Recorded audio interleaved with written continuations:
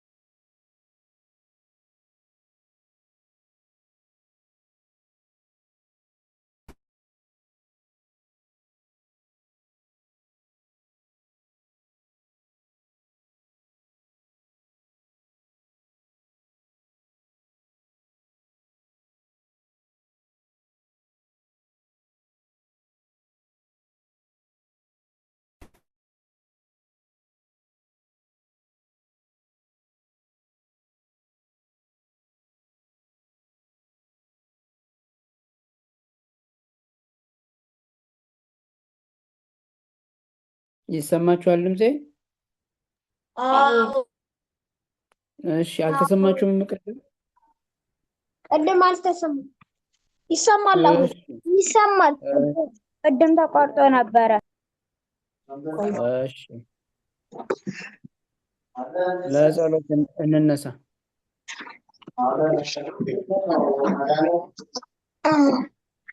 በስመ አብ ወወልድ ወመንፈስ ቅዱስ አሐዱ አምላክ አሜን። አቤቱ እግዚአብሔር አምላካችን ሆይ በመካከላችን ተገኝተህ እንድታስተምረን እንድትመክረን እንለምንሃለን። ቅዱስ የሆነውን ስምህንም ከእናታችን ከቅድስት ድንግል ማርያም በረከት እንድታሳትፈን እየተማጸንን እንጠራሃለን። ስማን። አባታችን ሆይ በሉ።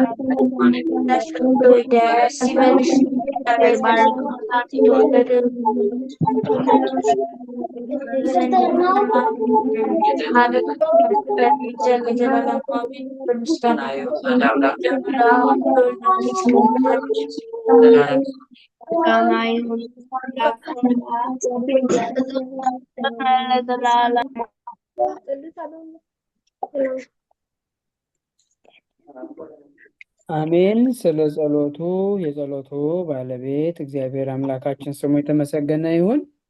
አሜን አሜን አሜን። እሺ፣ ሁላችሁም መልካም የሆነ ሳምንት እንዳሳለፋችሁ ተስፋ አደርጋለሁ። እንግዲህ ዛሬ ካቆምንበት ትምህርታችን እንቀጥላለን። ትምህርታችን አሁን ወደ ማለቁ እየሄደ ነው። የዚህኛው የመሰረተ ሃይማኖት ትምህርት ማለት ነው። ባለፈው ሳምንት የቤት ስራም ነበራችሁ። የተወሰናችሁ ልጆች ሰርታችሁ ልካችኋል። በጣም ጎበዞች፣ ሁላችሁም ቃሎት ያሰማልን።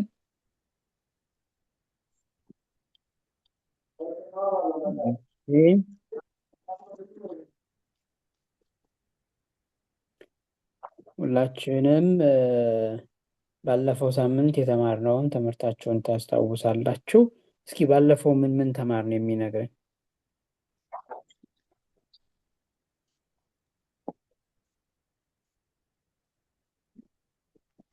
ምን ተማርን ባለፈው? እሺ ቆይ አንዴ ኔትወርክ እያስቸገረ ነው። ቅዱስና አርሴማ ባለፈው ሳምንት የተማርነው ስለ እግዚአብሔር ጥምቀት ነው። እንዲሁም ደግሞ እግዚአብሔር የተጠመቀው በዮሐንስ እጅ በዮርዳኖስ ወንዝ ነው። እግዚአብሔር ለምን ተጠመቀ የሚለውንም አይተናል። እግዚአብሔር የተጠመቀበት አራቱ ዋና ዋና ምክንያቶች አሉት። አንደኛው ትህትናን ለማስተማር፣ አርአያ ለመሆን፣ እንዲሁም ደግሞ የዕዳ ደብዳቤዎችን ለመቅደድ እና አንድነትና ሶስትነቱን ለመግለጽ ነው። እንዲሁም ደግሞ በዮርዳኖስ ወንዝ የተጠመቀበት ምክንያት ትንቢቱን ለመፈጸም እንዲሁም ደግሞ የአዳምና የሔዋንን የዕዳ ደብዳቤ ለመቅደድ ነው።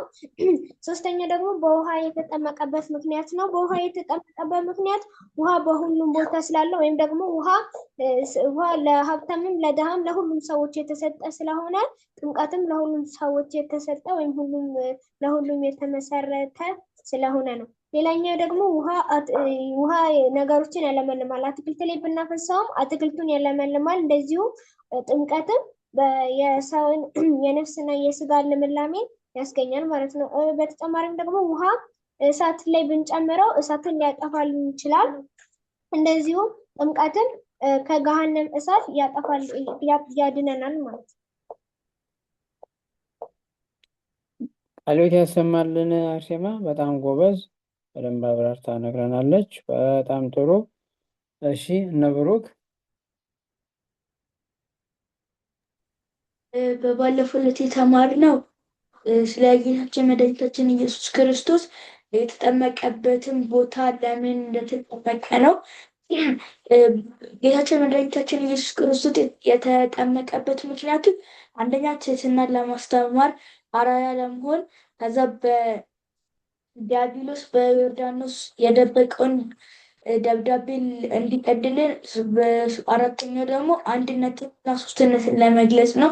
በተጨማሪም በባለፈው ዕለት የተማርነው ጌታችን መድኃኒታችን ኢየሱስ ክርስቶስ በዮርዳኖስ ወንዝ የተጠመቀው ለምን እንደሆነ፣ ሌላ ደግሞ በ30ኛ እና በ80ኛ ቀን በ40ኛ ቀን ለምን ልጆች ከተወለዱ እንደሚጠመቁ በባለፈው ዕለት ተምረን።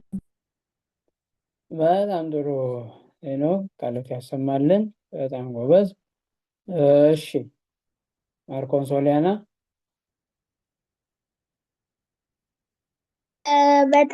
በባለፈው ሳምንት የተማርነው ጌታችን መድኃኒታችን ኢየሱስ ክርስቶስ ለምን ተጠመቀ፣ ለምን በውሃ ተጠመቀ፣ ለምን ወንድ ልጅ እና ሴት ልጅ በተመሳሳይ ቀን አልተጠመቁም፣ እንዲሁም ለጌታችን መድኃኒታችን ኢየሱስ ክርስቶስ ለምን በዮርዳኖስ አልተጠመቀም ነው። ጌታችን መድኃኒታችን ኢየሱስ ክርስቶስ የተጠመቀው የአዳምና ሔዋን ለአዳም በገባለት ቃል መሰረት ከልጅ ልጅ ተወልጄ በ30 ዓመት ይጠመቃለሁ የአንተን የዕዳ ደብዳቤ ቀዳለሁ ባለ መሰረት የዲያብሎስ የዕዳ ደብዳቤ ደግሞ በዮርዳኖስ ውስጥ ስለነበረ በዮርዳኖስ ተጠመቀ። ደግሞ ጌታችን መድኃኒታችን ኢየሱስ ክርስቶስ በውሃ የተጠመቀበት ምክንያት ውሃ ለሁሉም ቦታ ይገኛል። ለእሱ አምላክ ነው እና በማር ቢጠመቅ እኛ ያለነው ሁሉም ላይ በማር በምናምን ላይገኝ ይችላል። ለዛ ውሃ ሁሉም ቦታ ይገኛል።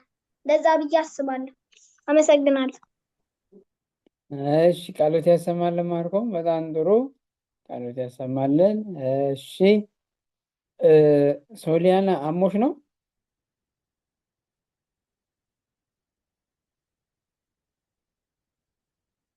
አዎ። ምን ነው ምን አመመሽ? ጉንፋን። እሺ ሁላችሁም ሶሊያናን እግዚአብሔር ይማርሽ በሏት። እግዚአብሔር ይማረን። አሜን። አሜን። እሺ እንግዲህ የሚቀጥለው ሳምንት ደግሞ ማርቆን ታሞ እንዳይመጣ እንጂ አስተላልፈሽበት። እሺ በጣም ጥሩ። ቀጣይ እንሄደው። ባለፈው ሳምንት የተማርነው የጌታችን የእግዚአብሔር ወልድ ጥምቀትን ነው። ጥምቀት የተመሰረተው ጌታችን አምላካችን መድኃኒታችን ኢየሱስ ክርስቶስ እንደሆነና ጌታችን ሲጠመቅ ሰማይ ተከፍቷል፣ ምስጢረ ሥላሴ ተገልጧል። ይህም ማለት አብ በሰማያት ሆኖ ይህ ልጄ ነው ብሎ መስክሯል። ወልድ ደግሞ በዮርዳኖስ ተጠምቆ መንፈስ ቅዱስ በርግብ አምሳል ወርዶ ታይቶታል። ሌላም የተማርነው ደግሞ ጌታችን ኢየሱስ ክርስቶስ ለምን ተጠመቀ ስለሚለው ነው።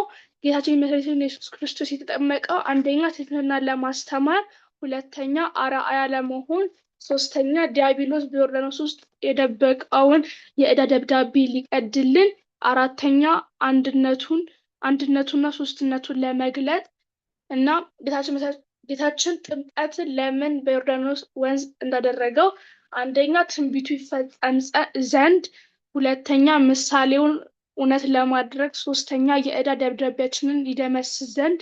ጌታችን ለምን በውሃ ተጠመቀ? ውሃ በሁሉም ቦታ ስለሚገኝ ጥምቀት የተመሰረተውም ለሁሉም መሆኑን ለማስረዳት እንደሆነ ተምረናል።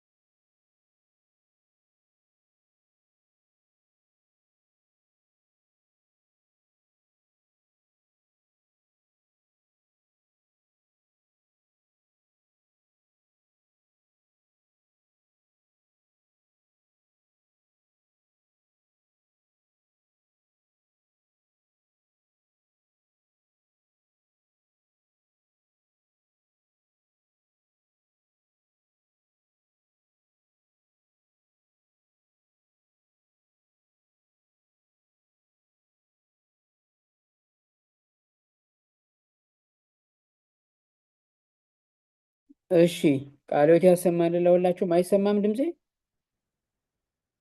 አሁን ይሰማል። እሺ በጣም ጥሩ። ይቅርታ ማይክ ሚውት አድርጌ ነበር ለካ። እሺ ለሁላችሁም ቃልዎት ያሰማልን፣ እግዚአብሔር ይስጥልን ጎበዞች። ስለዚህ እንደዚህ እያደረጋችሁ እያጠናችሁ እየከለሳችሁ የተማርናቸውን ነገሮች ማስታወስ አለባችሁ። በጣም መሰረታዊ ጠቃሚ ስለሆኑ ማለት ነው። እሺ የዛሬውን ትምህርታችን እንቀጥላለን። ወደ ዛሬው ትምህርታችን ከመሄዳችን በፊት አንድ ሰው እስኪ እንፈልግ። የጠፋ ሰው አለ። አሮን የሚባል ሰው ልጅ ታውቃላችሁ? አሮን የሚባል ልጅ አለ? አዎ። ደህና ነህ? ደህና። እሺ የባለፈው የተማረውን ታስታውሳለህ?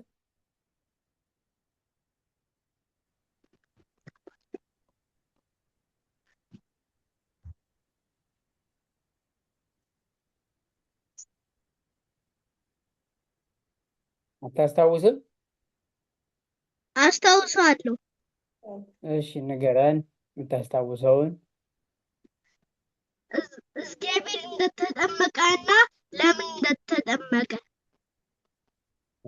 እሺ እግዚአብሔር እንደተጠመቀና ለምን እንደተጠመቀ። በጣም ጥሩ ጎበዝ። ስለዚህ እንዳትጠፋ እሺ።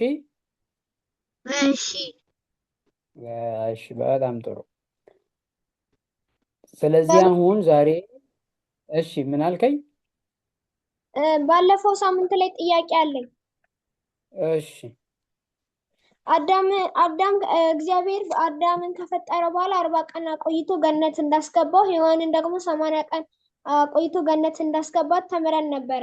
ግን አዳም 40 ቀን እስከሚሞላ ሔዋን 80 ቀን እስከሚሞላት የት ነበሩ? አዳምና ሔዋን የተፈጠሩት በነገራችን ላይ ጥሩ ጥያቄ ነው። አዳምና ሔዋን የተፈጠሩት ኤልዳ በምትባል ስፍራ ነው፣ ገነት ውስጥ አይደለም።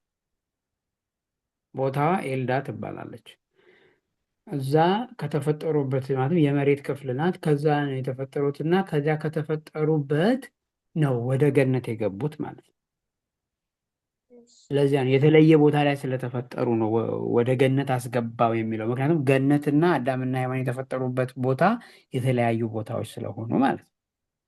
የቦታዋ ስም ኤልዳ ይባላል። እሺ በጣም ጥሩ። እሺ መልካም። ስለዚህ የዛሬውን እንቀጥላለን። የዛሬው ትምህርታችን የሚሆነው አራተኛው አዕማደ ምስጢር ነው። አራተኛው አዕማደ ምስጢር ማን እንደሆነ የሚያስታውሳል?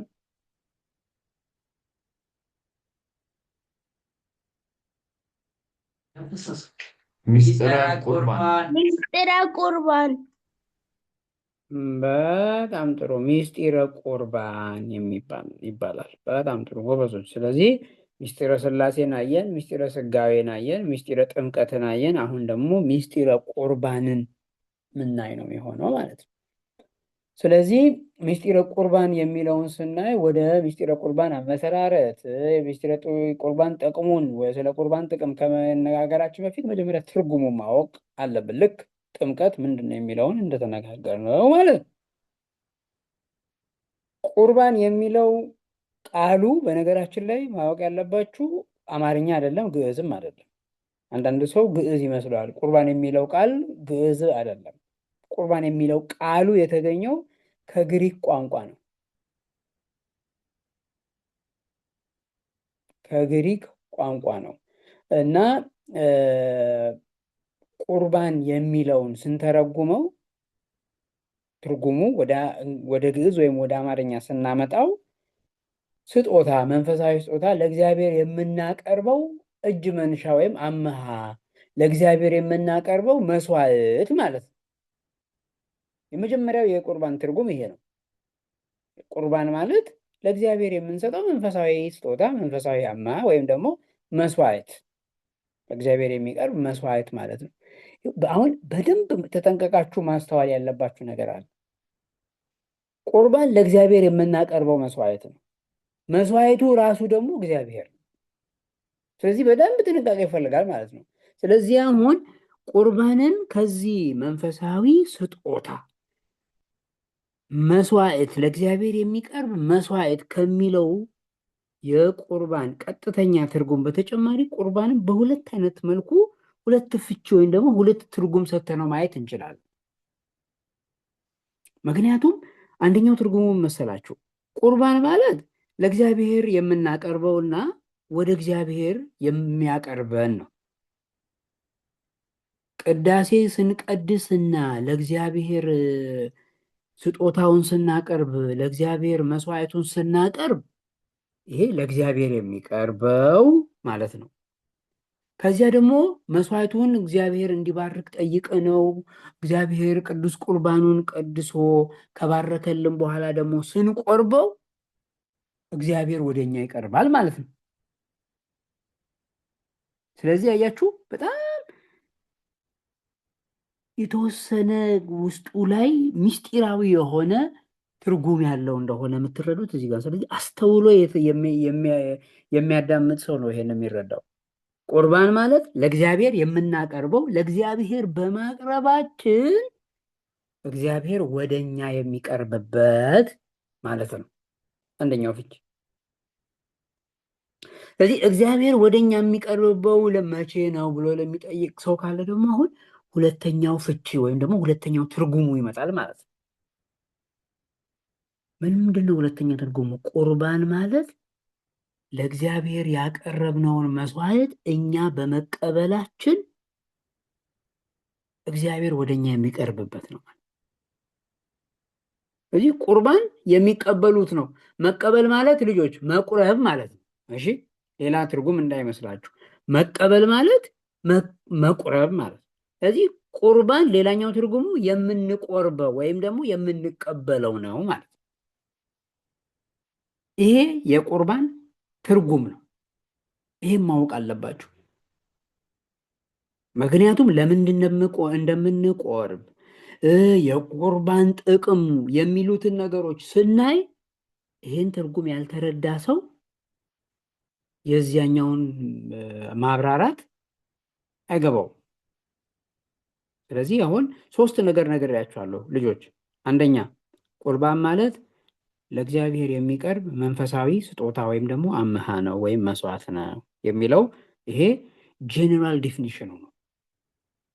ከዚያ ደግሞ ትንሽ በደንብ አድርገው ወደ ውስጥ ገብተን ስናየው ቁርባን ማለት ለእግዚአብሔር የምናቀርበውና እግዚአብሔር ወደኛ የሚቀርብበት ነው። እግዚአብሔር ደግሞ ወደኛ የሚቀርበው ሁለተኛው ፍቺ ማለትም ሌላኛው ትርጉሙ ቁርባን ማለት የምንቀበለው ነው፣ የምንቆርበው ነው ማለት ነው። ይህንን በደንብ ማስተዋል ያስፈልገናል ማለት ነው። ምክንያቱም ለምን እንደምንቆርብ ማወቅ ስለሚያስፈልጋል እና በደንብ ሁሉም ክርስቲያን የሆነ ሰው ማወቅ ያለበት ለምን መሰላችሁ? ቁርባን የክርስቶስ ስጋና ደም ነው። የዛሬው የትምህርታችን የዙም ሊንክ ሲላክላችሁ ማሳሰቢያው ምን የሚል ነበረ? መጽሐፍ ቅዱስ ያላችሁ ልጆች ይዛችሁ እንድትመጡ። በጣም ጥሩ። መጽሐፍ ቅዱስ ይዛችሁ መጥታችኋል? አዎ ጥሩ። እጃችሁን አውጡ። አሁን እጅ ታወጣላችሁ። በተራ ተራ እያነበባችሁ ትሄዳላችሁ ማለት ነው። እሺ፣ መጀመሪያ እጅ ያወጣው ያወጡት እነ ብሩክ ናቸው። የመጀመሪያውን እዚህ ላይ ያለውን የቅዱስ ጳውሎስ መልእክት ወደ ኤፌሶን ሰዎች የሚለውን አውጡና ምዕራፍ 5 ቁጥር 2 አንብቡን።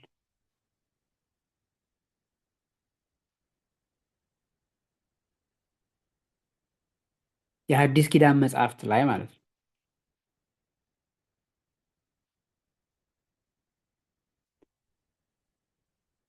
ወደ መጨረሻው አካባቢ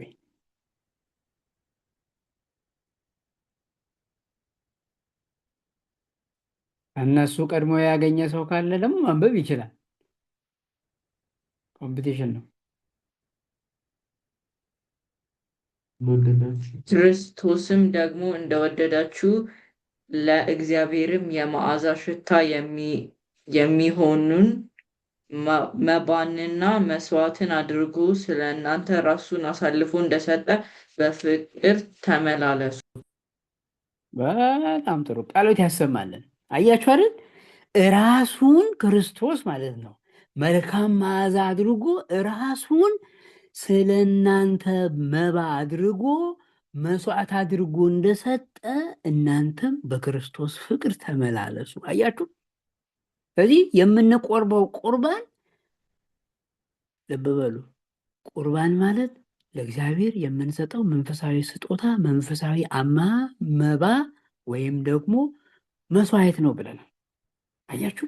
ስለዚህ የምንቆርበው ቁርባን የክርስቶስ ስጋና ደም ነው። ከየት አገኛችሁት የሚል ሰው ካለ መጽሐፍ ቅዱስ ላይ ቅዱስ ጳውሎስ ወደ ኤፌሶን መልእክት በጻፈው መልእክቱ ምዕራፍ 5 ቁጥር 2 ላይ ክርስቶስ እኮ ለእናንተ ራሱን መስዋዕት አድርጎ አቅርቧል።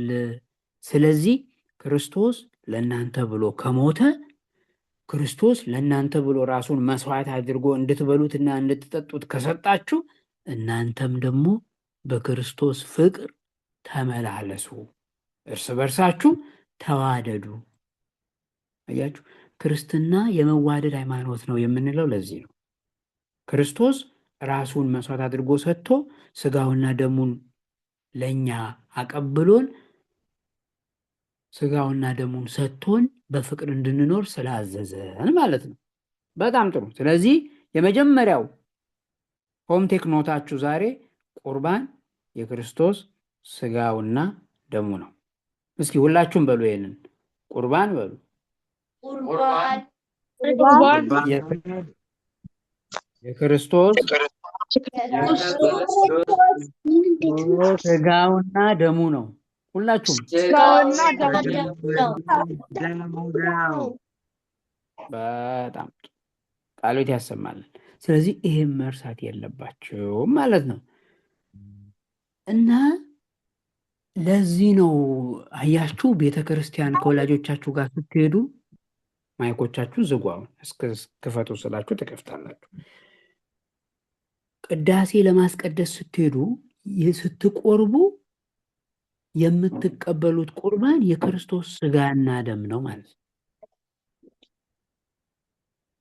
በቅዳሴ ሰዓት ላይ የምትቆርቡት የጌታችን የአምላካችን የመድኃኒታችን የኢየሱስ ክርስቶስ ስጋውና ደም ነው።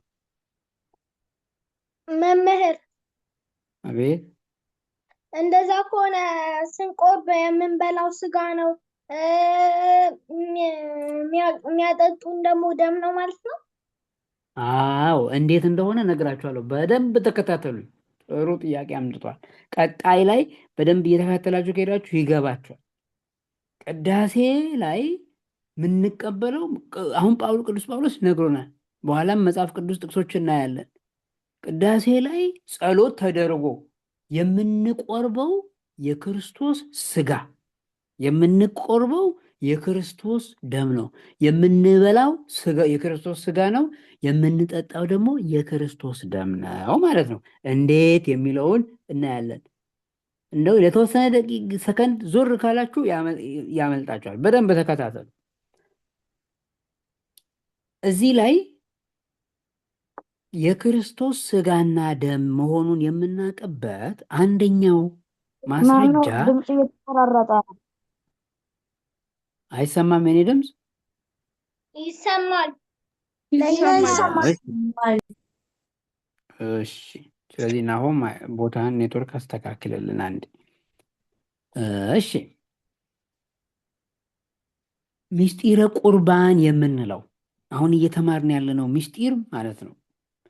ጌታችን መድኃኒታችን ኢየሱስ ክርስቶስ ይሁን ልጆች ሲጠመቅ እንዴት አድርጎ ተጠምቆ የዕዳ ደብዳቤያችንን በዮርዳኖስ እንዴት አድርጎ እንዳጠፋልን አይተናል።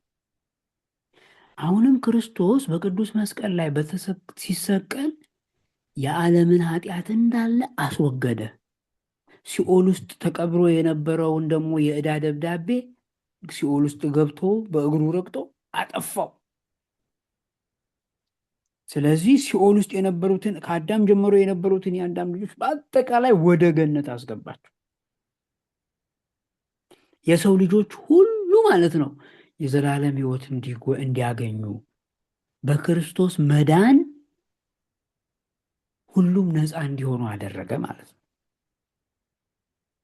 ስለዚህ የጌታችን የአምላካችን የመድኃኒታችን ኢየሱስ ክርስቶስ ስጋውና ደሙ እኛ የምንድንበት መዳኛችን ነው ማለት ነው። እኛ የምንድንበት መዳኛችን ነው። ለምን? ስጋውንና ደሙን የመሰረተው ክርስቶስ ራሱ ነዋ። ስጋውንና ደሙን የመሰረተው ራሱ ክርስቶስ ነው። ስለዚህ የቅዱስ ቁርባን መሰራረት የሚለው ቅዱስ ቁርባንን ማን መሰረተው ማለት ነው? ቅዱስ ቁርባንን የመሰረተው ጌታችን፣ ምስጢረ ቁርባንን የመሰረተው ጌታችን አምላካችን መድኃኒታችን ኢየሱስ ክርስቶስ ነው። ልነግራችሁ ነው። የመሰረተው መች መሰላችሁ? ሐሙስ አርብ ሊሰቀል አርብ መስቀል ላይ ሊሰቅሉት ሐሙስ ማታ ጌታችን የሐዋርያቱን እግር አጠበ። ከዚያ በኋላ በዙሪያ እንዲቀመጡ አደረጋቸው። እዚህ ቅዱስ ላይ እንደምታዩት በዙሪያው እንዲቀመጡ አደረጋቸው። ከዚያም በኋላ በስርዓት እንዴት እንደሆነ ነገራቸው ማለት ነው፣ አሳያቸው። አሁን ቀጣይ የመጽሐፍ ቅዱስ ጥቅስ የሚያነብልን አሁን ቅድም ማርኮን የጠየቀውን እየመለስን እየሄድን ነው። በደንብ አስተውሉ። አሁን ቀጣይ የሚያነቡልን ማርኮንና ሶሊያና የማቴዎስ ወንጌል አውጡ። የማቴዎስ ወንጌል ምዕራፍ 26 የማቴዎስ ወንጌል ምዕራፍ 26 ከቁጥር 26 እስከ 29 መምህር ብሉይ ኪዳንና አዲስ ኪዳን አዲስ ኪዳን ላይ የአዲስ የማቴዎስ ኪዳን ወንጌል መጽሐፍ ብሎ የመጀመሪያው ስትከፍቱ ያለው የማቴዎስ ወንጌል ነው። ገለጥ ገለጥ ስታደርጉ መምህር ከስንት እስከ ስንት? ምዕራፍ 26 ቁጥር 26 እስከ 29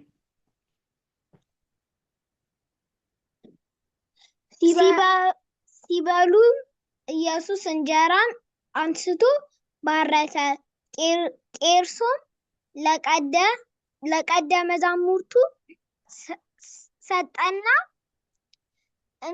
እንካችሁ ብሎ ይህ ሥጋዬ ነው አለ። እጽዋትም አንስቶ አመስግኖም ሰጣቸው፣ እንዲህ አለ፣ ሁላችሁም ከነርሱ ከዚህ ጠጡ፣ ስለ ብዙዎችም ለኃጢአት ይቅርታ የሚፈስ የአዲስ ኪዳን ደሜ ይህ ነው። ነገር ግን እላችኋለሁ በአባቴ መንግሥት ከእናንተ ጋር ከዚህ ከወይን ፍሬ አዲሱ እስከመጠጣበት እስከ ዛሬ ድረስ ከዛሬም ጀምሬ አልጠጣም። እሺ ቃሉት ያሰማልን። በጣም ጥሩ። ይኸውላችሁ ጌታችንም ህብስቱን አሁን ማርቆስ ሲያነብ እንጀራ ያለው ህብስት ነው። ያው መጽሐፍ ቅዱስ ላይ አንዳንድ ቦታ ስለሚለያይ ነው። ህብስቱን አነሳና ባርኮ ሰጣቸው፣ እንካችሁ ይሄ ስለ እናንተ የሚቆረሰው ሥጋዬ ነው። ከዚያ ለደቀ መዛሙርቱ ሰጣቸው። ከዚያም ጽዋውን አንስቶ ባረከ፣ ይሄ ስለ እናንተ የሚፈሰው የአዲስ ኪዳን ደሜ ነው አላቸው።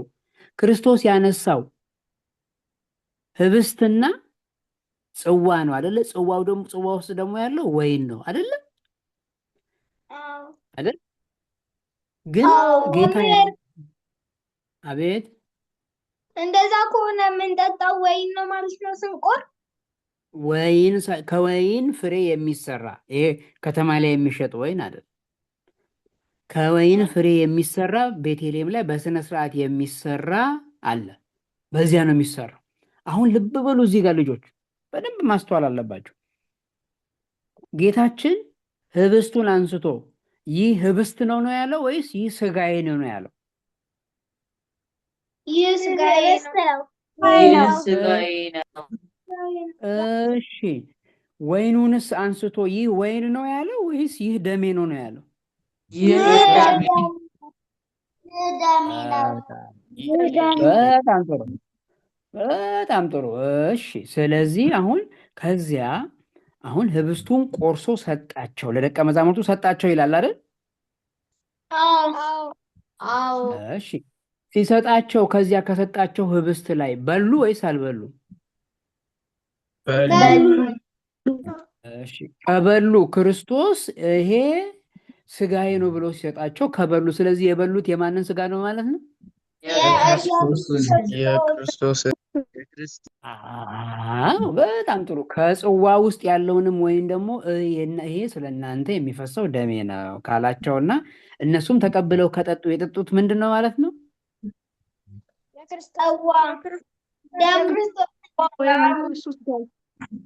የጌታችን የመድኃኒታችን ኢየሱስ ክርስቶስን ምኑን? ደሙ። አያችሁ? ትክክል። ስለዚህ መጽሐፍ ቅዱስ ላይ ጌታችን ራሱ በተናገረው መሰረት ነው እኛ ቤተ ክርስቲያን ውስጥ የሚደረገው ማለት ነው። አያችሁ? ጌታችን እንዳዘዘው እንደተደረገው ነው የሚደረገው ማለት ነው። ይሄን ያደረገው ጌታ ከዚያ ሐሙስ ቀን የሐዋርያቱን እግር አጥቦ በደንብ አድርጎ ምስጢረ ቁርባን እንዲያርጎ ከመሰረተ በኋላ ዓርብ ዕለት መስቀል ላይ ተሰቅሎ ሥጋውን ቆረሰ፣ ተገረፈ፣ መከራ ተቀበለ፣ ነፍሱን ከሥጋው ለይቶ በፈቃዱ ሰጠ። ወደ ሲኦል ገብቶ ሲኦል ያሉትን ነፍሳት ወደ ገነት መለሰ። አዳምና ልጆቹ እንዲድኑ አደረገ ማለት ነው። አያችሁ? ስለዚህ ምስጢረ ቁርባንን የመሰረተው ራሱ ጌታችን መድኃኒታችን ኢየሱስ ክርስቶስ ነው። ጌታችን በማቴዎስ ወንጌል ላይ እንደነገረን ልብ በሉ፣ እንደነገረን ቅዱስ ቁርባን የክርስቶስ እውነተኛ ሥጋው እውነተኛ ደሙ ነው ማለት ነው። እውነተኛ ስጋው እውነተኛ ደሙ ነው።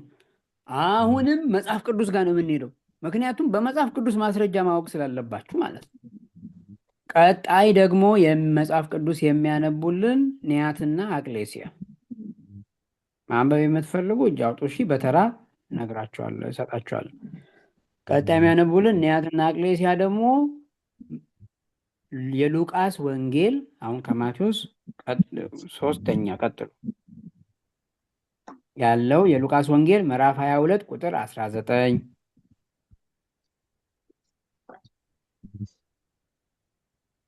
እነ ኒያት ይሰማል? አዎ እሺ፣ የሉቃስ ወንጌል ምዕራፍ 22 ቁጥር 19 አንብቡልኝ።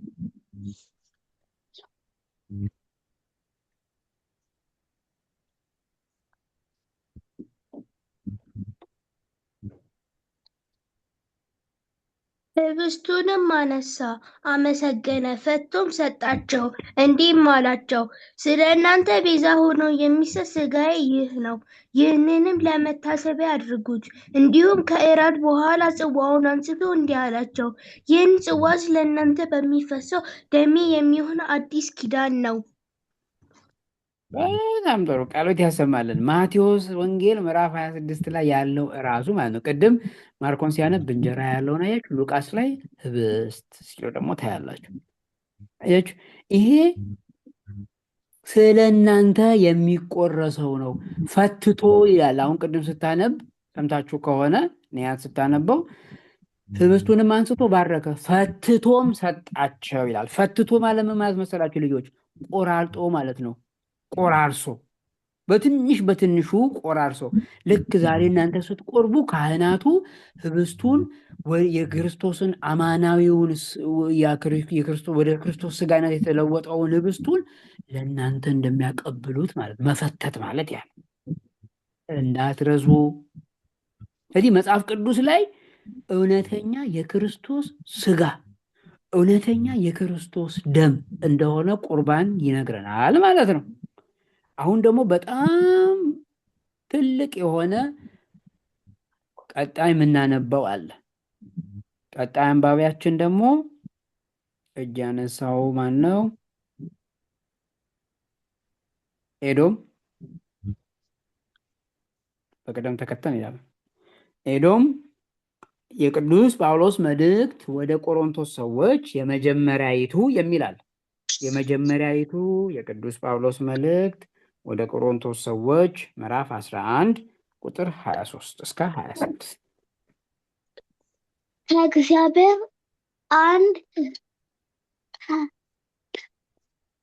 ከእግዚአብሔር እንደተማርኩ አስተምሬአችኋለሁ እና ጌታችን ኢየሱስ ክርስቶስ እርሱን ራሱን በያዙባት በዛች ሌሊት ህብስቱን አነሳ፣ አመሰገነ፣ ባረከ፣ ፈተተ፣ እንዲህም አላቸው፣ እንኩ ብሉ፣ ስለ እናንተ የሚሰጠው ሥጋዬ ይህ ነው፣ መታሰቢያዬን እንዲሁ አድርጉ። እንዲሁም ህብስቱን ከተቀበሉ በኋላ ጽዋውን አንስቶ አዲስ ሥርዓት የሚጸናበት ይህ ጽዋ ደሜ ነው፣ እንዲህ አድርጉ፣ በምትጠጡበት ጊዜ አስቡኝ አላቸው። ይህ ህብስት በምትበሉበት ይህም ጽዋ በምትጠጡበት ጊዜ ሁሉ ጌታችን እስከሚመጣበት ቀን ድረስ ሞቱን ትናገራላችሁ። አለት ያሰማልን። በጣም ጎበዝ። ይህንን ጥቅስ ሁላችሁም እየደጋገማችሁ አንብቡት እሺ። የቅዱስ ጳውሎስ መልእክት ወደ ቆሮንቶስ ሰዎች የመጀመሪያይቱ ምዕራፍ 11 ከቁጥር 23 እስከ 26 ያለው ማለት ልጆች፣ ይሄን ከወላጆቻችሁም ጋር እንድታነቡ አንዱ የቤት ስራችሁ ዛሬ ይሄ ነው። ይሄን ጥቅስ ማለት ነው። ምን አለ መሰላችሁ? ጌታችን ራሱ ለደቀ መዛሙርቱ ለሐዋርያቱ የነገረውን ቅዱስ ጳውሎስ ምን እንዳለ ታውቃላችሁ? ማንም ሰው ህብስቱን ጌታ እንደባረከው ወይኑንም ባርኮ ሰጥቷቸው የእኔ ሥጋዬ ነው እንዳላቸው ወይኑም ደግሞ የእኔ ደሜ ነው እንዳላቸው እስከ ዓለም ፍጻሜ ድረስ ክርስቶስ እስኪመጣ ይህንን እየተቀበላችሁ ሥጋውን እየበላችሁ ደሙን እየጠጣችሁ ስትኖሩ አለ ቅዱስ ጳውሎስ ልጆች ስትኖሩ የጌታችንን ሞቱን እያሰባችሁ ነው። አያችሁ፣ ቤተ ክርስቲያናችን ክርስቶስ እስኪመጣ ድረስ ዓለም እስክታልፍ ድረስ ቅዳሴ እየቀደሰች የምታቆርብን መጽሐፍ ቅዱስ ስለነገረን ነው። እስከ መጨረሻው ድረስ መቆረብ አለባችሁ ነው የተባልነው። ስለዚህ በየጊዜው መቆረብ የሚያስፈልገው ለዚያ ነው።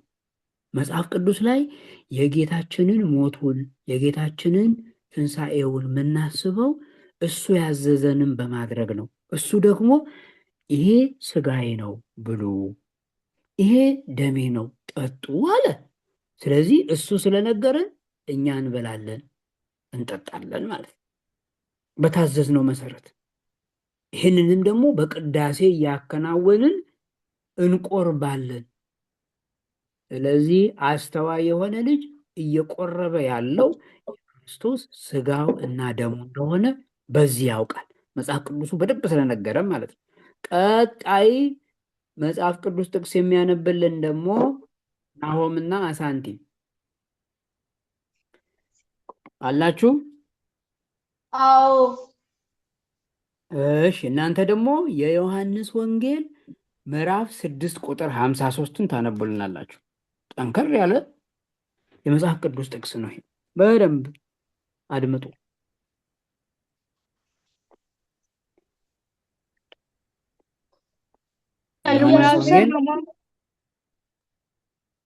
ኢየሱስም እንዲህ አላቸው፣ እውነት እላችኋለሁ የሰው ልጅ ሥጋውን ካልበላችሁና ደሙንም ካልጠጣችሁ በራሳችሁ ሕይወት የላችሁም። በጣም ጥሩ ቃሎት ያሰማልን። ኢየሱስም አላቸው የሰውን ልጅ ሥጋውን ካልበላችሁ ደሙን ካልጠጣችሁ በራሳችሁ ሕይወት የላችሁም። የሁላችሁ ልጆች እዚህ ላይ መጽሐፍ ቅዱሱ የሰው ልጅ የሚለው ጌታችንን ነው። ምክንያቱም ለምን መሰላችሁ? ምስጢረ ሥጋዌ ስንማር ኢየሱስ ክርስቶስ ሥጋን የተዋሃደ መለኮት ነው ቃል ብለናል አለ። ስለዚህ ጌታችን ራሱን የሰው ልጅ እያለ ይጠራ ነበር። ምክንያቱም ሥጋችንን ስለተዋሃደ አምላክ ነው፣ ሰው ነው። ስለዚህ ሥጋን የተዋሃደ መለኮት ስለሆነ ማለት ነው። ስለዚህ የሰውን ልጅ ሥጋውን ካልበላችሁ ደሙን ካልጠጣችሁ የዘላለም ሕይወት የላችሁ።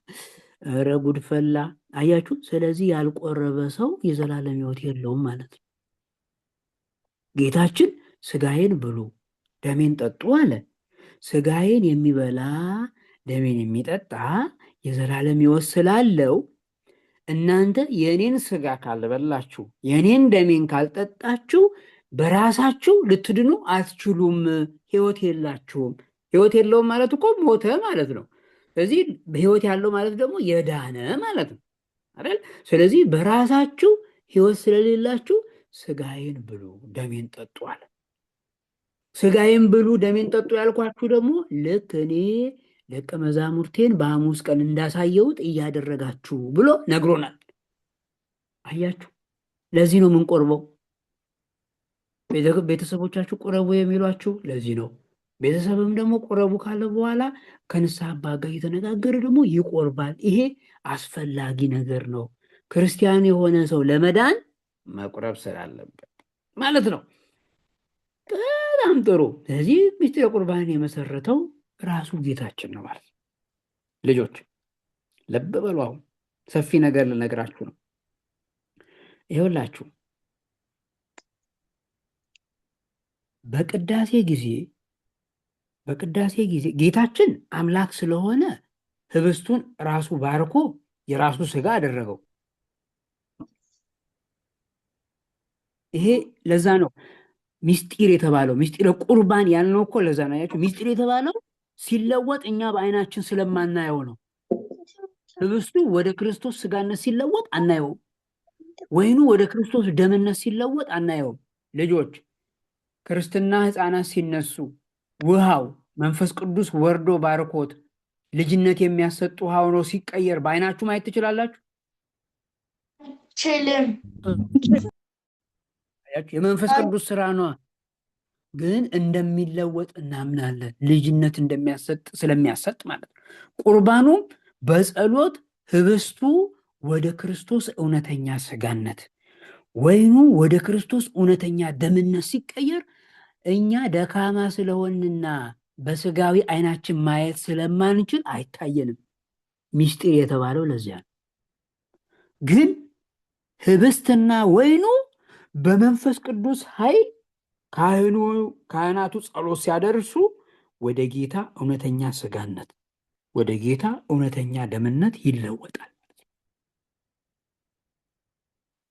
ይሄ ወደ ጌታ እውነተኛ ስጋነትና ደምነት የሚለወጠው በቅዳሴ ጊዜ የሚለወጠው ህብስትና ወይን ማለት ነው። ትልልቅ የሆኑ ሰዎች ንስሐ ገብተው በስነ ስርዓት ተዘጋጅተው ሲቆርቡ፣ ህፃናት ደግሞ የሚታዘዙትን እየተገበሩ በስነ ስርዓት ሳይረብሹ ሲቀበሉ ጥቅም አለው። ጥቅም ይሰጣል።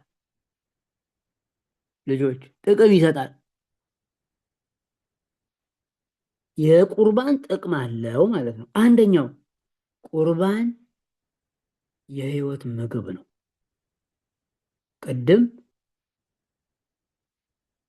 ሲያነቡ ሰምታችኋል። ናሆም እና ማቲያስ ሲያነቡ አይታችኋል።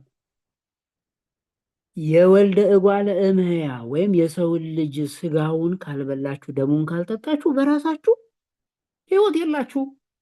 አያችሁ፣ ህይወት የላችሁም በራሳችሁ። ስለዚህ መቁረብ አለባችሁ። ህይወት የህይወት ምግብ ነው። ቁርባን ህይወት ይሰጣል ማለት ነው። የሚቆርብ ሰው ዘላለማዊ ህይወት አለው። የቁርባን አንደኛው ጥቅም ይሄ ነው። የቁርባን አንዱ ጥቅም ለሰው ልጅ የህይወት ምግብ መሆን ነው። ስለዚህ ቤተክርስቲያን ሄዳችሁ ስትቆርቡ ህይወት የሚሰጥ ምግብ እየተመገባችሁ እንደሆነ ማወቅ አለባችሁ። ህይወት የሚሰጠው ደግሞ ክርስቶስ ነው፣ አምላካችን ራሱ ነው። ይህን እንዳትረሱ። ሁለተኛው የቁርባን ጥቅም ኃጢአት ያለበት ሁሉ ኃጢአቱ ይወገድለታል። የኃጢአት ስርየት ለማግኘት ቁርባን ወሳኝ ነው፣ ይጠቅማል። ለዚያ ነው በንስሐ ተዘጋጅተው ለሚቀበሉ ቅዱስ ቁርባን ጥቅም አለው የምንለው። አያችሁ፣ የኃጢአት ስርየትን ያስገኛል ቁርባን። ቅድም ያነበብነው ስለሆነ ማለት ነው። ሶስተኛው የቁርባን ጥቅም ልጆች የሚቆርብ ሰው ከክርስቶስ ጋር አንድ ይሆናል። ምክንያቱም እየቆረበ ያለው የክርስቶስን ስጋ እና ደም ስለሆነ ማለት ነው። ቀጣይ የሚያነብልን ሰው ልጥራ። እነ ቅዱስ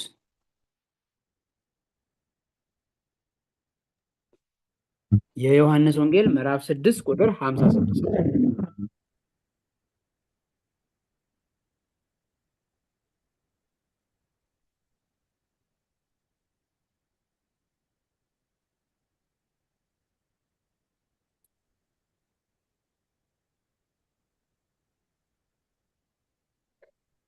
ቁጥር ስንት መምህር? 56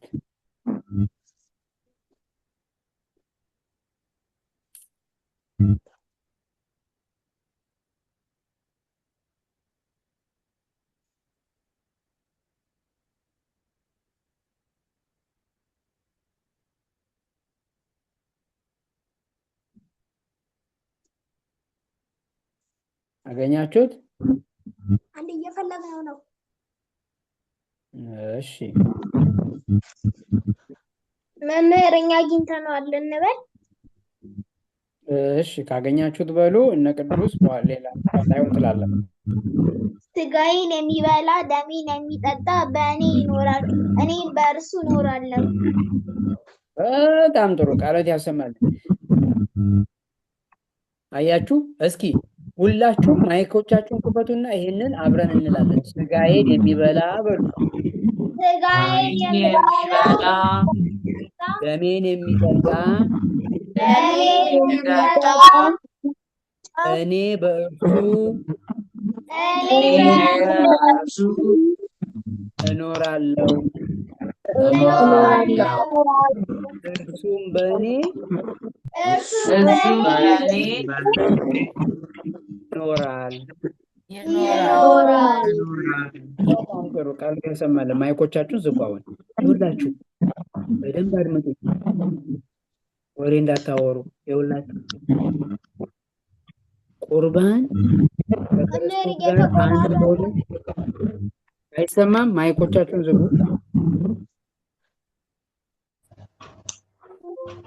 ይሰማል?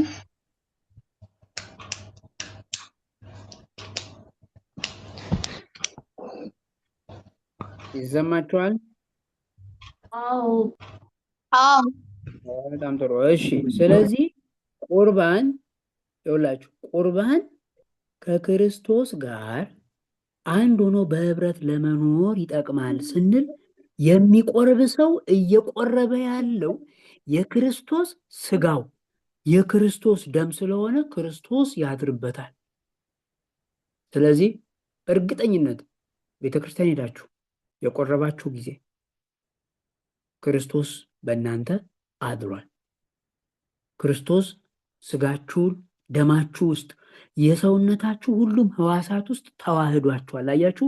ምክንያቱም እራሱ ጌታችን ነገረና ይኸው ምዕራፍ 6 ቁጥር 56 ዮሐንስ ወንጌል ላይ እኮ ስጋዬን የሚበላ ደሜን የሚጠጣ እኔ በእርሱ ከእርሱ ጋር እኖራለሁ እርሱም በእኔ ይኖራል አብሬ ሆናለሁ ማለት ነው። አያችሁ? ስለዚህ ቆርቦ ከቤተ ክርስቲያን ቆርቦ እየወጣ ያለ ሰው ስታዩ ማለት ነው ያ ሰው ክርስቶስን ለብሶታል፣ ክርስቶስን ተዋህዶታል። እናንተም ቆርባችሁ ከቤተ ክርስቲያን ስትመጡ ክርስቶስ ተዋህዷችኋል ማለት ነው። ምክንያቱም የክርስቶስን ስጋና ደምና የተቀበላችሁት ክርስቶስ ራሱ ያዘጋጀውን ሰማያዊ ማዕድ ክርስቶስ ራሱ ያዘጋጀውን ሰማያዊ ድግስ ላይ ሄዳችሁ እዚያ ድግስ ላይ ክርስቶስ ያዘጋጀውን ማዕድ ተመግባችሁ ነው እየመጣችሁ ያላችሁት። ያ ደግሞ ከክርስቶስ ጋር በህብረት የሚያኖር ነው ማለት። እሺ፣ ይህን እንዳትረሱ። ሌላኛው ቁርባን የዘላለም ህይወትን ለማግኘት ያግዛል። ዘላለማዊ ህይወት እንድናገኝ ያደርጋል። ቅዱስ አሁን እዚያው ምዕራፍ ላይ ቁጥር 54 አሁን ቅድም ሶሊያና ካነበበችው ከፍ ብሎ ማለት ምዕራፍ 6 ቁጥር 54 ላይ ያለውን አንብብል።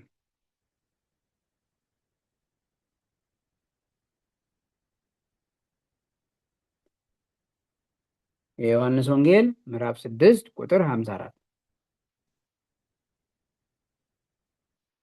መምህር አሁንም አግኝተነዋል። እሺ፣ ለቅና ቅዱስ እድል እንስጣቸው። እስኪ አገኛችሁ እነ ቅዱስ?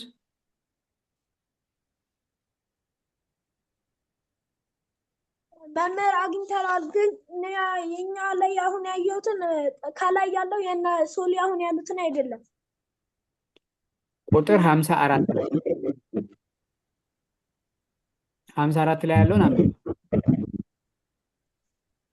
ነገር ግን ከእናንተ ውስጥ የማያምኑ አሉ። ጌታችን ኢየሱስ ክርስቶስ ከጥንት ጀምሮ የማያምኑ እነማን እንደሆኑ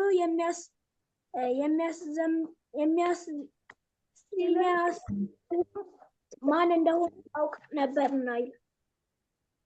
እሺ፣ ሌላ ነው። እስኪ ሶሊያን ያገኛችሁትን አንብቡ። ስጋዬን የሚበላ ደሜን የሚጠጣ የዘላለም ሕይወት አለው፣ እኔም በመጨረሻ ቀን አስነሳዋለሁ። በጣም ጥሩ ቃላት ያሰማል። ይሄኛው ነው ትክክለኛው። በጣም ጥሩ። ይሄውላችሁ ስጋውና ደግሞ የዘላለም ሕይወትን ለማግኘት ይጠቅማል ስንል አሁን የተነበበ ማይኮቻችሁን ዝም። ስጋውና ደግሞ የዘላለም ሕይወት መምህር አይሰማም። እሺ፣ በጣም ጥሩ። አይሰማም? ይሰማል። ይሰማል። በጣም ጥሩ ቃሎት ያሰማልን። ይሄ ነው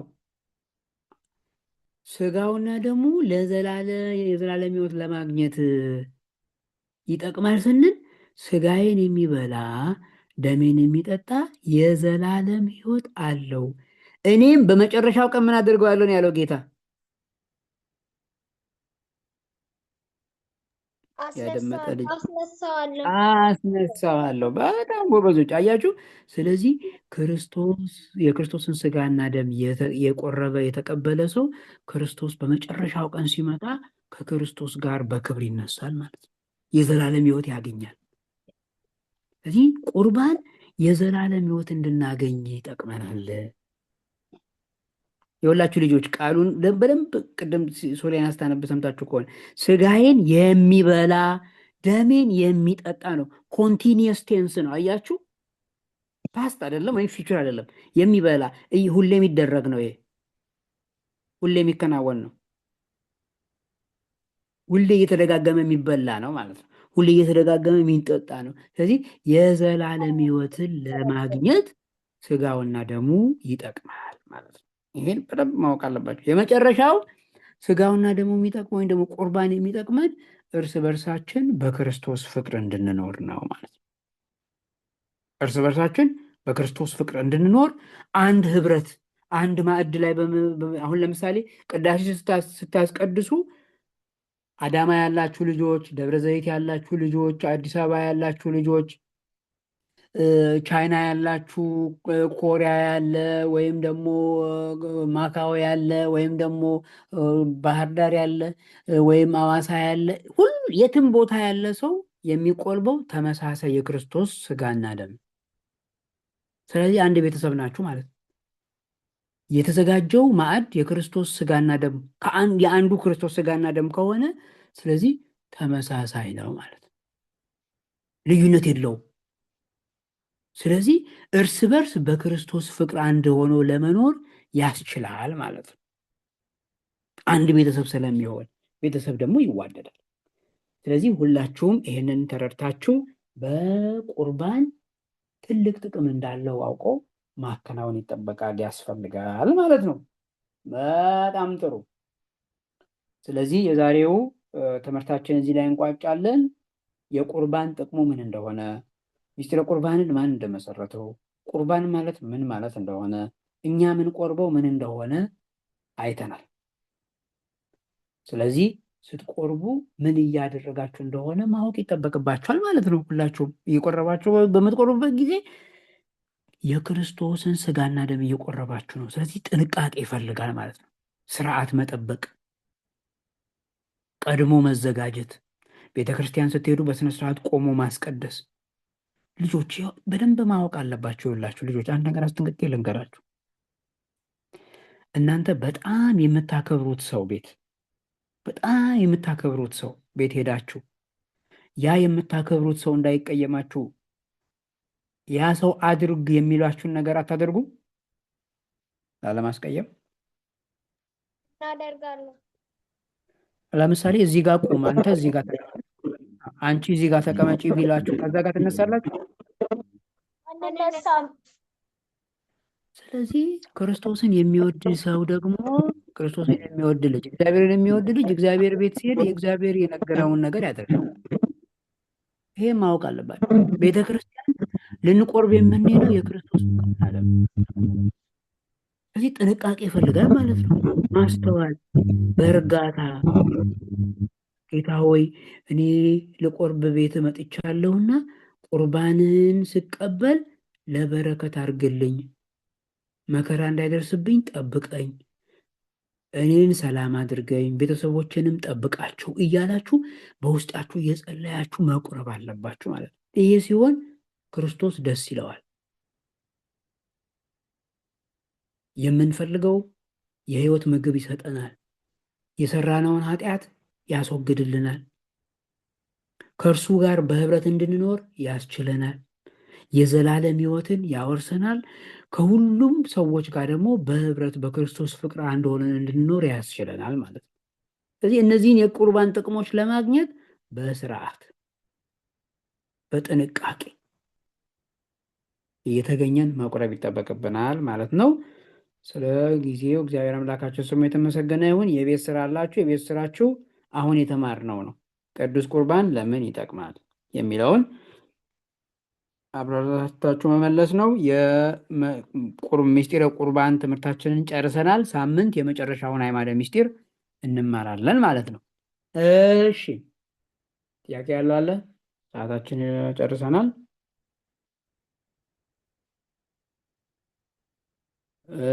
እነ ማርኮን፣ እነ ብሩክ፣ እነ ናሆም እና አብሲለን ጥያቄ ነው? አዎ። እሺ የኔ ጥያቄ ዛሬ ማርያም አይደለ? ለምንድን ነው የምናከብረው? ኦር ሪዝኑን እና እሱን ለመጠየቅ ነው። እሺ በጣም ጥሩ።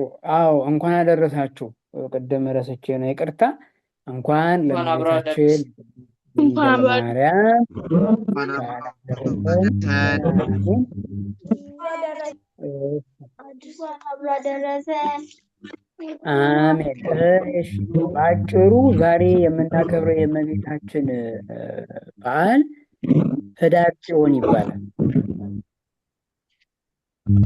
ህዳር ጽዮን ይባላል። ህዳር ጽዮን የሚባልበት ምክንያት ለምን መሰላችሁ? መምህር አቤት። ድምፅ መሀል መሀል ላይ ብዥ ይላል። እሺ ዘግቻለሁ። የሌሎች ማይክ እየተከፈተ ነው። አሁን አይልም ማለት።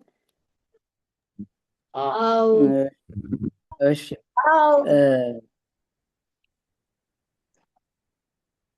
መልካም። ስለዚህ ህዳር ጽዮን የሚባልበት ምክንያት በሁለት ምክንያት ነው።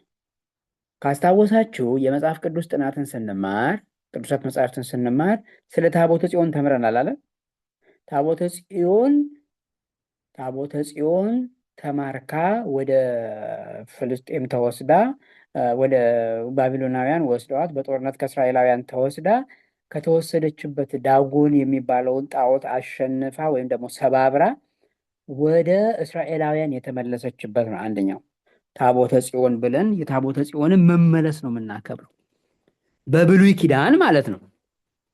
የብሉይ ኪዳን ታቦተ ጽዮን ደግሞ የብሉይ ኪዳን ታቦተ ጽዮን እንደዚህ ስናከብር ደግሞ የአዲስ ኪዳን ታቦት የምትባል እመቤታችን ቅድስት ድንግል ማርያም ናት። ስለዚህ እመቤታችን ቅድስት ድንግል ማርያም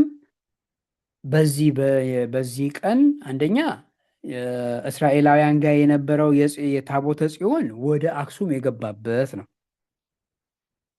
እመቤታችንም ያን ስፍራ የባረከችበት ነው ዛሬ።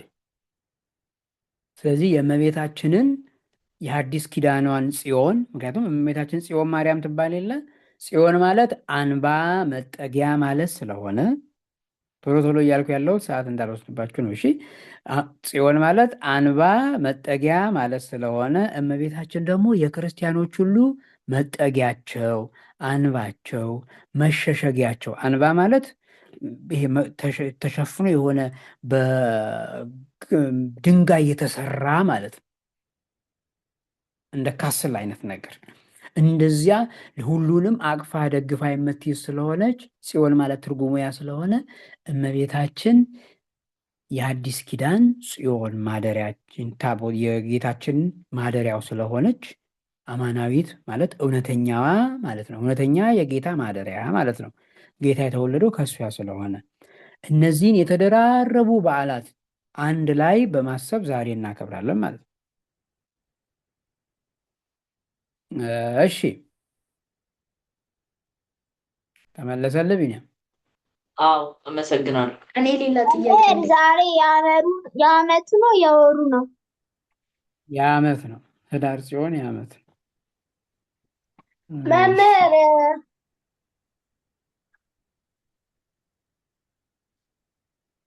እሺ እየሰማው ነው። መምህር ከሌሎች ሃይማኖቶች መጥተው መቁረብ ቢፈልጉ ንስሐ ሳይገቡ መቁረብ ቢፈልጉ ይችላሉ ወይስ አይችሉም? አይቻልም። ምክንያቱም ከሌላ ሃይማኖት መጥቶ መቁረብ የሚፈልግ ሰው መጀመሪያ ይማራል። እሺ ልጆች መማር አለበት። መማር ግዴታ ነው። አሁን እናንተ የተማራችሁ ያላችሁትን ትምህርት በስነ ስርዓቱ ተምሮ አዎ የኦርቶዶክስ ሃይማኖት ምን እንደሆነ ገብቶኛል፣ አሁን ተረድቼዋለሁ፣ መጠመቅ እፈልጋለሁ ብሎ ሲያምን ይጠመቃል።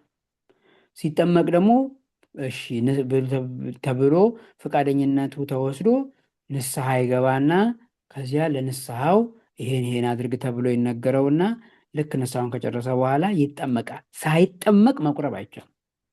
ከዛ በኋላ ከተጠመቀ በኋላ በተጠመቀ ቀን ቁርባን ይቆርባል። ከዚያ ቀን ጀምሮ ንስሐ እየገባ መቁረብ ይችላል ማለት ነው። እሺ መምህር አንዴ ከንስሐ ከገባ በኋላ ድጋሚ መግባት ያስፈልጓል? አዎ ሰው በየቀኑ ኃጢአት ሊሰራ ይችላል አይደል? አዎ። አዎ ስለዚህ ኃጢአት ስንሰራ ንስሐ መግባት ግዴታ ነው። በነገራችን ላይ ንስሐ ሳይገባ አይቆረብም። ይሄም ማወቅ አለባቸው። የተጠመቀም ሰው ቢሆን ንስሐ ኃጢአት ለሰራው፣ ምክንያቱም ሰው ያስቀይማል፣ ክፉ ነገር ይሰራል። ከሰራ ቶሎ ብሎ ንስሐ አባት ተናግሮ መቁረብ፣ ንስሐ ወስዶ መቁረብ ያስፈልጋል ማለት ነው። በጣም ጥሩ። እሺ ናሆም ሰው እድሜው ከገፋ በኋላ መቁረብ ይችላል ወይስ ንስሐ ነው? መቁረብ ይችላል ሳይሆን መቁረብ አለበትም እንጂ። እሺ ስለዚህ የሚቆርበው ግን ንስሐ ገብቶ ነው። ንስሐ ይገባና ንስሐ ከገባ በኋላ ንስሐ አባቱ የሚነግረውን እያደረገ ይቆርባል ማለት ነው።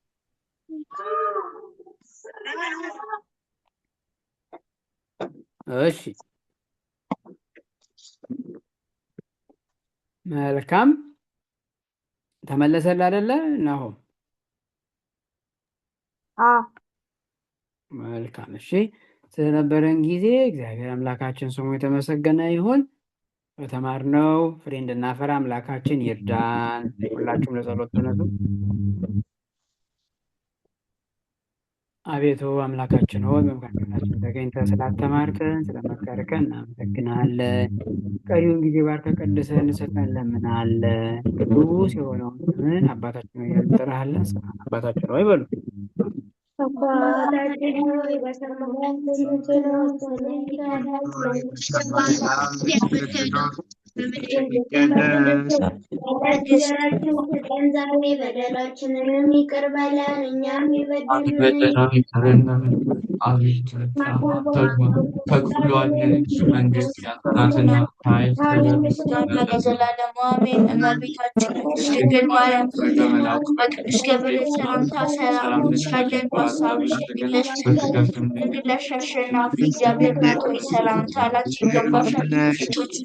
እይተሽ አንቺ የተባረክሽ ነሽ፣ የማኅፀንሽ ፍሬ የተባረከ ነው። ጸጋን የተመላሽ ቅድስት ሆይ ደስ ይበልሽ፣ ከአንቺ ጋር ነውና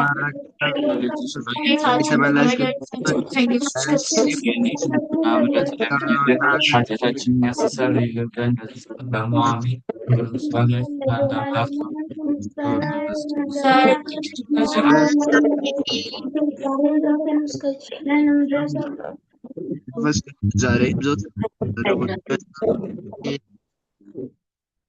አሜን። ስለ ጸሎቱ የጸሎቱ ባለቤት እግዚአብሔር አምላካችን ስሙ የተመሰገነ ይሁን። አሜን። እሺ አሜን። ሁላችንም የሚያሰማን። ሁላችሁም በርቱ። ሳምንት እስክንገናኝ እስከ ሳምንት መልካም ሳምንት። ቻው ቻው።